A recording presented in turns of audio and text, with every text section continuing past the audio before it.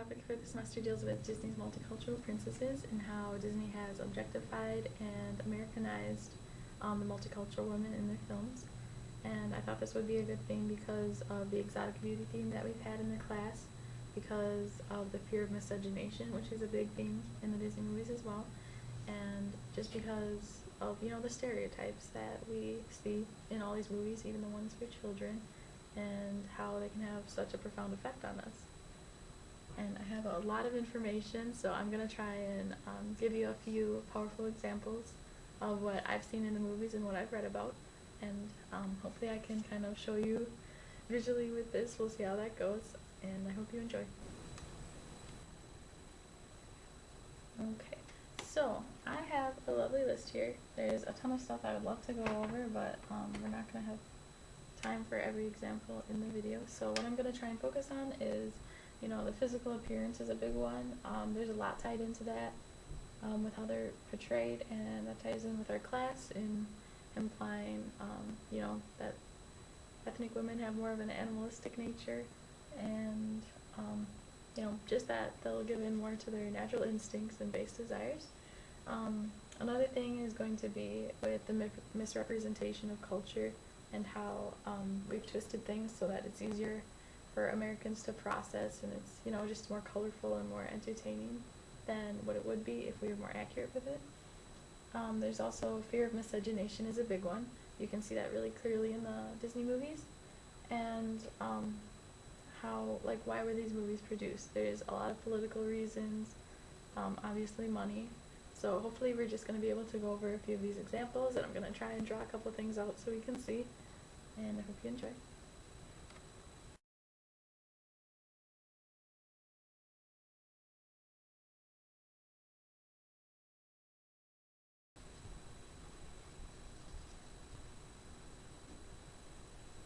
Okay, so this is what happened when I tried drawing Jasmine.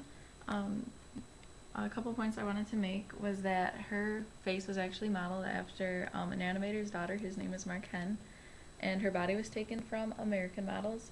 And as you can see, the only difference would be her eyes as opposed to a typical Caucasian woman, or the Caucasian standard of beauty, and the fact that her skin was darker, which I can't really show here, but just darker than the typical Caucasian tint. A comment about her outfit, obviously it's kind of harem-esque, and it has the off the shoulder here and bears the midriff down here, and this is common for the other multicultural women as well. Pocahontas also has bare shoulders, you know, low cut top. She has a skirt with a slit up the side that you can, you know, see her legs when she's running. Esmeralda is a big one. She has an extremely low cut top, and she has a really, you know, a really tight pulled in waist to show, you know, the hourglass figure and the really mature, womanly, sexed up body type that she has. Another thing with the multicultural women is that they have sharper facial lines, just to show that they're more mature. Especially with Pocahontas, you can see that pretty easily with the sharper face as opposed to the Caucasian princesses such as Ariel or Belle. They have much rounder faces, rounder eyes, and they just look a lot younger. Another important thing to mention that ties in with the costuming is the increased physicality in the roles of the multicultural women. Pocahontas is always moving, kind of like displaying her body almost and her athleticism. Mulan actually, you know, goes and poses as a man and has to do a whole lot more physical work than was ever required of other princesses. And Jasmine has an actual seduction scene where she's attempting to distract Jafar and, you know, save Aladdin at the time, and that says a lot.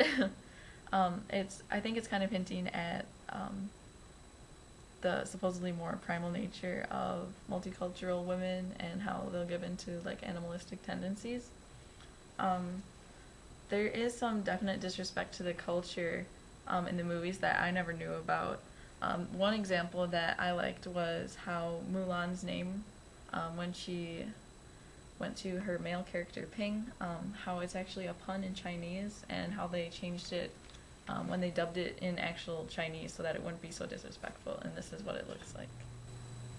Okay, so you know that Mulan changes her name to Fa Ping in the movie to pass as a man.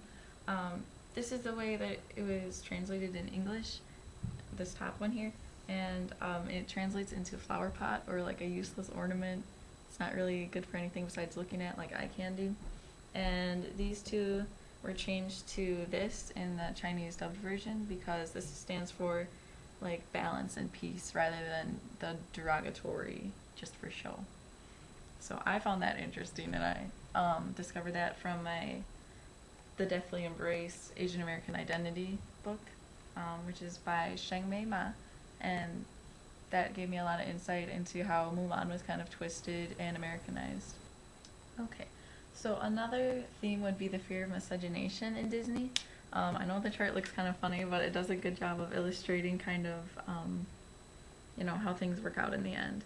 Basically, I have a few examples of Caucasian princesses that, you know, they always get their white knight in shining armor at the end. Pocahontas, even though she was allowed to have a romance with John Smith, Disney couldn't twist it enough to make it, you know, work out. And, you know, it was agreed that they were better off each with their own people. Tiana is the newest one, and I think that movie shows the most improvement with the fear of miscegenation and kind of toning that down a bit. But, you know, he's not white, so it doesn't totally count. Like, he's from a made-up country, he has an accent, and he's not quite Caucasian, so I don't think we're quite there yet. But Mulan, she gets her man, but he's Chinese too, so, you know, stick with your own kind. Esmeralda gets to be with a white guy, but there's really no hint of marriage at all. Like, there's nothing implied there, so that's a little sketchy. And there's the politics of why these movies were created. These movies weren't necessarily made to tell the story of another culture and lift them up. You know, so much of it is just about entertainment, it's about money, and of course there's politics involved, as in everything. Aladdin was made around the time of the Gulf War, kind of try and smooth things over and let us see, you know, give us a little taste of the Middle Eastern culture, supposedly. The Chinese government was offended by a movie that Disney had funded called Kundum, which kind of told the story of the Dalai Lama and showed the Chinese government in a really bad light. And Mulan was made to try and smooth things over and try and keep them working with us because we valued their business.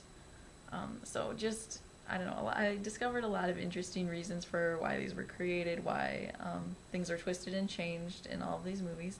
And I do believe that we're making progress, especially in some of the more recent movies, especially in The Princess and the Frog. That's a huge step forward to get an African-American heroine. But I believe that there's a lot that Disney has twisted and a lot of damage has been done because of the stereotypes that they created. And so that's my presentation. I'm sorry the drawings weren't up to par, but there you have it. I hope you enjoyed.